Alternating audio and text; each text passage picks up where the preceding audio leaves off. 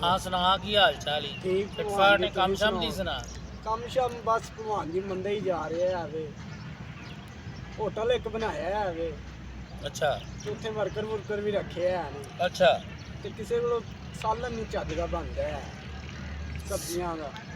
सब्जियां कई किस्म ਦੀਆਂ ਹੁੰਦੀਆਂ ਨੇ ਕਿਹੜੀ ਸਬਜ਼ੀ ਜ਼ਿਆਦਾ ਪਕਾ ਰਹੇ ਆ ਜ਼ਿਆਦਾ ਤੇ ਭਗਵਾਨ ਜੀ ਉੱਥੇ ਕੱਦੂ ਹੀ ਕੱਦੂ ਘੀਆ ਕੱਦੂ ਕੀ ਘੀਆ, ਬਾਤ ਹੈ ਕੱਦੂ। ਕੀ ਬਾਤ ਕੱਦੂ ਪਕਾਉਣ ਦੇ ਤਰੀਕੇ ਜਿਹੜੇ ਨੇ ਨਾ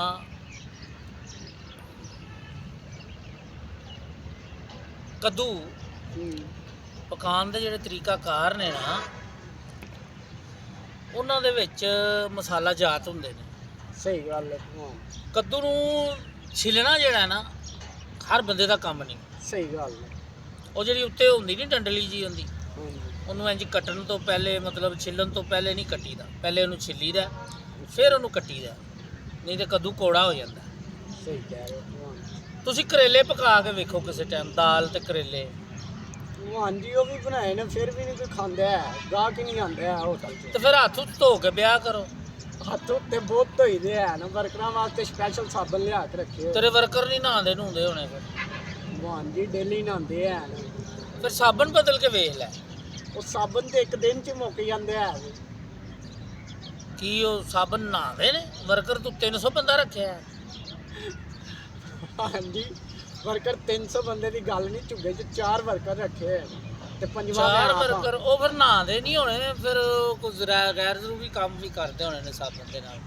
ਸਬਜ਼ੀ ਪਕਾਉਣਾ ਦਿਲ ਨਾਲ ਪੱਕਦੀ ਸਬਜ਼ੀ ਕੋਈ ਵੀ ਹੋਵੇ ਸਹੀ ਗੱਲ ਹੈ। ਹਾਂ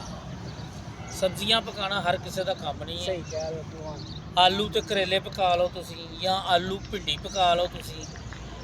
ਉਹਨਾਂ ਸਬਜ਼ੀਆਂ ਦਾ ਕੋਈ ਡਿਸਕਸ਼ਨ ਹੁੰਦਾ ਹੈ ਕਿ ਉਹਨਾਂ ਨੂੰ ਪਕਾਉਣਾ ਮਹਿਣਾ ਰੱਖਦਾ ਉਹਨਾਂ ਨੂੰ ਭਗਵਾਨ ਜੀ ਬਾਕੀ ਤਾਂ ਚਲੋ ਕੱਦੂ ਤੇ ਸਮਝ 'ਚ ਆ ਗਏ ਤੇ ਬਾਕੀ ਆ ਜਿਹੜੇ ਆਲੂ ਕਰੇਲੇ ਨੇ ਨਾ ਇਹ ਨਹੀਂ ਸਮਝ 'ਚ ਆ ਰਿਹਾ ਹੈ ਤਾਂ ਤੁਸੀਂ ਸਾਡਾ ਹੋਟਲ ਬੈਨ ਹੀ ਕਰਾਉਣਾ ਚਾਹ ਰਹੇ ਹੋ। ਆਲੂ ਕਰੇਲੇ ਬੜੇ ਜ਼ਬਰਦਸਤ ਪੱਕਦੇ ਨੇ ਆਲੂ ਸਲਾਈਸ ਕੱਟੋ ਨੇ ਜਿਸ ਤਰ੍ਹਾਂ ਚਿਪਸ ਨਹੀਂ ਹੁੰਦੀ ਉਸ ਤਰ੍ਹਾਂ ਚਿਪਸ ਕੱਟੋ ਤੇ ਚਿਪਸ ਕੱਟ ਕੇ ਤੇ ਉਹਨਾਂ ਨੂੰ ਤੁਸੀਂ ਹਲਕਾ ਜਿਹਾ ਫਰਾਈ ਟਾਈਮ ਜਿਹੜਾ ਉਹਨਾਂ ਨੂੰ ਦਿਓ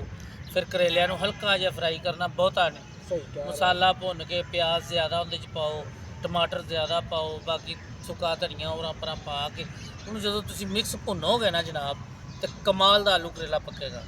ਤੇ ਜਿਹੜਾ ਖਾਏਗਾ ਤੁਹਾਨੂੰ ਗੰਦੀਆਂ ਮਾਵਾਂ ਭੈਣਾਂ ਦੀਆਂ ਗਾਲਾਂ ਕੱਢੇਗਾ ਜਨਾਬ ਯਾਨੀ ਕਿ ਭਗਵਾਨ ਜੀ ਤੁਹਾਡਾ ਇਰਾਦਾ ਹੈ ਫੁੱਲ ਸਾਡਾ ਹੋਟਲ ਬੰਦ ਕਰਾਉਣ ਬੰਦ ਹੀ ਬੰਦ ਹੈ, ਤੇਰੇ ਬੰਦੇ ਹੀ ਨਹੀਂ ਠੀਕ ਹੈਗੇ ਇੰਨਾ ਨਹਾਉਂਦੇ ਨੇ ਨਾ ਹੱਥ ਧੋਂਦੇ ਨੇ ਨਾ ਭਗਵਾਨ ਕੋਈ ਜੀ ਤੁਹਾਨੂੰ ਗੱਲਬਾਤ ਦੱਸੀ ਤੇ ਜਾ ਰਹੇ ਇੱਕ ਸਾਬਣ ਭੈਣ 'ਚ ਇੱਕ ਦਿਨ 'ਚ ਮੁਕਾ ਦਿੰਦੇ